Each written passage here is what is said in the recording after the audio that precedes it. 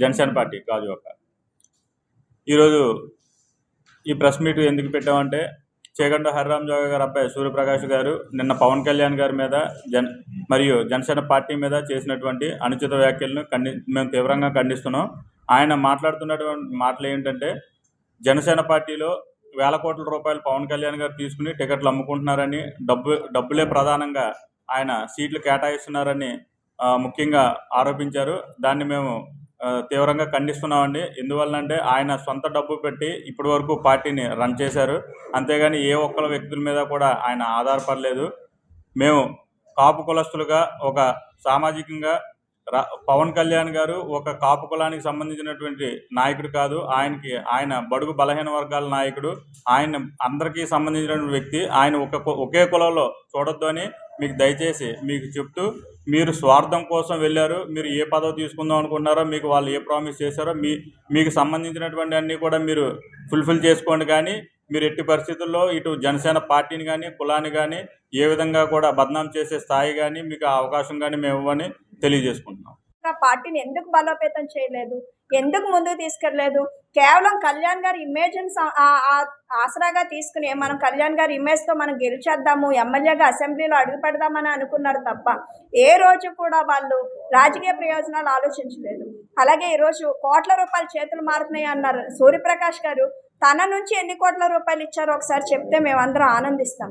ఎందుకంటే ఏ రోజు కూడా ఎప్పుడు కూడా కళ్యాణ్ గారు 2019 కూడా ఎవరి దగ్గర నుంచి కూడా ఒక రూపాయి కూడా ఆశించకుండా సీట్లు ఇచ్చిన పరిస్థితి మేము చూసాం.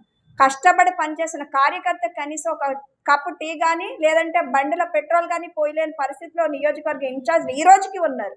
అంటే వాళ్ళు కోపం రావచ్చేమో కానీ ఇదే వాస్తవం. ఇవన్నీ తెలుసుకునే కళ్యాణ్ గారు ఈరోజు 24 సీట్లకే పరిమితం అయ్యారు. ఎందుకంటే ఈరోజు కూడా కనీసం ఒక్కళ్ళు కూడా మేము ఇంత ఖర్చు పెడతాము, నియోజకవర్గంలో ఇంత బలంగా ఉన్నాం, కనీసం వాళ్ళ బలాబలాలు చూపించలేకపోయారు. వీటన్నిటిని దృష్టిలో పెట్టుకుని కళ్యాణ్ గారు వెళ్తే ప్రతి ఒక్కళ్ళు క్వశ్చన్ చేసే ముందు వాళ్ళు క్వశ్చన్ చేసుకోవాలి. ఈరోజు వైసీపీ గవర్నమెంట్ మీద హరిరామ్ జోగి గారు ఒక్కసారని 5 సంవత్సరాల్లో ఎప్పుడైనా లేఖను రాశారా?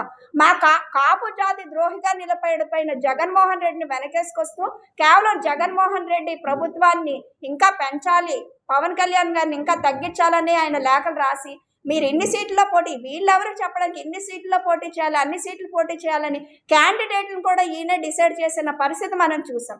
ఇదే పెద్ద మనిషి నువ్వు కాపు జాతిని ఎందుకు అవమానిస్తున్నావు, కాపు రిజర్వేషన్ తీసుకొస్తానన్న పెద్ద మనిషి ఇది నా పరిధిలో లేదు కేంద్రం పరిధిలో అంటే ఎందుకు వాళ్ళు లేఖలు రాయలేదు?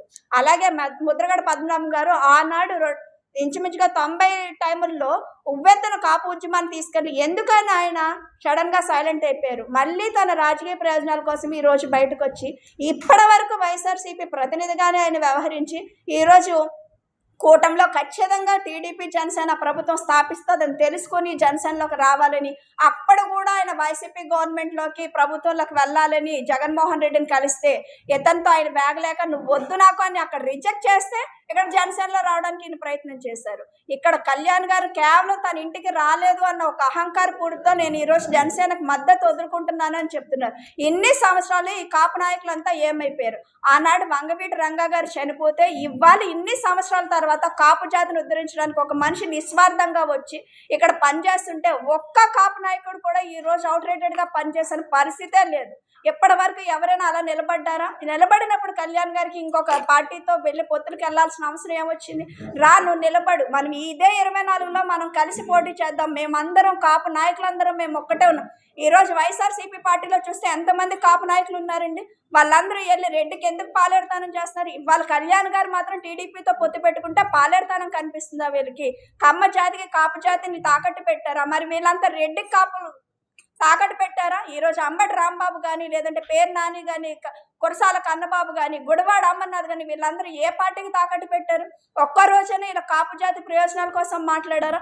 ఈరోజు కళ్యాణ్ గారిని కావాలని కాపు కులస్తులతోటే తిట్టించే పరిస్థితి ఉన్నప్పుడు ఈ నాయకులంతా ఏమైపోయారు? ఈ ముద్రగడ గారు కానీ హరిరామ్ జోగయ్య గారు కానీ ఇంకా వేరే నాయకులు కానీ ఏమైపోయారు? నా జాతిని తిడుతున్నారే, సాటి కాపు కులస్తుడు వేరే కాపు కులస్తుని తిడుతున్నారని ఈ రోజు వరకు ఎందుకు లేఖలు సంధించలా? ఈరోజు పవర్ షేరింగ్ లేదు అని అన్నారని వీళ్ళందరూ ఎక్కడ వైసీపీ గవర్నమెంట్ తగ్గిపోతుందో, ఎక్కడ ఓటమి పాలవుతుందో అని చెప్పి ఈరోజు కొడుకు వెళ్ళిపోతే కనీసం కొడుకుని క్వశ్చన్ చేయలేని పరిస్థితి. కనీసం కొడుకైనా తండ్రికి చెప్పాడా నేను వైసీపీలోకి వెళ్తున్నానని? ఎవరి ప్రయోజనాల కోసం, ఏ జాతి ప్రయోజనాల కోసం ఇవాళ ఆయన వైసీపీ గవర్నమెంట్లోకి వెళ్ళారో ఖచ్చితంగా ప్రజలకు సమాధానం చెప్పకపోయినా సూర్యప్రకాష్ గారు ఆయనకు ఆయన సమాధానం చెప్పుకోవాలి. అంతే తప్ప ఈయన ఇప్పుడే కాదు, మేము చాలాసార్లు ఆయనతో కలిసినప్పుడు కూడా ఎప్పుడు ఏదో ఒక అసంతృప్తి ద్వారంలోనే మాట్లాడేవారు తప్ప పార్టీ మీద ప్రేమను కానీ పార్టీని బలపరిచే విధంగా కానీ ఆయన మాట్లాడడం నేను ఎప్పుడు చూడలేదు. ఇదే జోగయ్య గారు చాలామంది కాపు కులస్తులు వెళ్ళి ఏవో సలహాలు ఇస్తే ఆయన ఎప్పుడు సలహాలు తీసుకునే పరిస్థితి లేదు. ఒక కేఎస్ఎస్ నడుపుతున్న ఈయనకే అంత సహనం లేదే, కానీ ఒక కోట్ల రూపాయలతో ఒక రాజకీయ పార్టీని నడిపిస్తుంటే ఈయన మాత్రం ఉచిత సలహాలు బాగా ఇస్తారు. దాని కళ్యాణ్ గారు వీళ్ళ బాధ అంతా ఏంటంటే కళ్యాణ్ గారు ఈ 40 50 తీసుకుని అక్కడ ఓడిపోతే వైసీపీ గవర్నమెంట్ బలపడుతుందని ఒకే ఒక ఉద్దేశంతో లేఖలు రాశారు. ఈరోజు వాళ్ళ పన్నాగం ఫలించకపోవడంతో ఈరోజు కళ్యాణ్ గారి మీద వ్యతిరేకంగా తిరగబడుతున్నారు. వీటన్నిటికీ ఖచ్చితంగా కాపు జాతికి వీళ్ళు సమాధానం చెప్పాలి. పదే పదే కాపు మహిళల్ని బయటకు తీసుకురాదని, ఎందుకంటే ఆనాడు ద్వారంపూడి విషయంలో స్వయంగా కాపు మహిళ దెబ్బలు తింటే ఇదే ముద్రగడ గారు ఎందుకు రాలేదు బయటికి, నా కాపు జాతి అవమానపడుతుందని ఎందుకు రాలేదు, ఎందుకు మహిళల తరపున నిలబడలా? మొన్న వారాహి టైంలో కళ్యాణ్ గారు వచ్చి ద్వారంపూడి మీద యుద్ధం చేస్తే నేనున్నాను అని చెప్పి ముద్రగడ గారు బయటకు వచ్చారు. ఈ అంశాలన్నీ చూసుకునే కళ్యాణ్ గారు ఎప్పుడు కేవలం కాపు జాతిని నమ్ముకుని పార్టీ పెట్టలేదు, కులాలు కలిపే ఆలోచనతో కళ్యాణ్ గారు పార్టీని పెట్టారు. ఒక కాపులు మాత్రమే ఓటేస్తే ఆయన గెలవరు, అన్ని కులాల వాళ్ళు కలిస్తేనే ఓటేస్తేనే ఆయన గెలుస్తారు. కనీసం భీమవరంలో కానీ గాజువాకలోనే ఈ కాపు కులస్తులు కనీసం ఆయన గెలిపించుకోలేకపోయారు. కాపు కులస్తుడిగా సాటి కులస్తుడు ఓడిపోయినందుకు సిగ్గుపడాలి. ఇలాంటి విషయాల మీద ఆలోచించండి. కానీ మీ స్వార్థ ప్రయోజనాల కోసం మీరు వెళ్ళిపోతే మీకు కావాల్సినంత భజన అక్కడ చేసుకోండి, కానీ మా నాయకుడిని తిడతా ఉంటే మాత్రం చూస్తూ ఊరుకోమని చెప్తున్నాను. Thank you so much.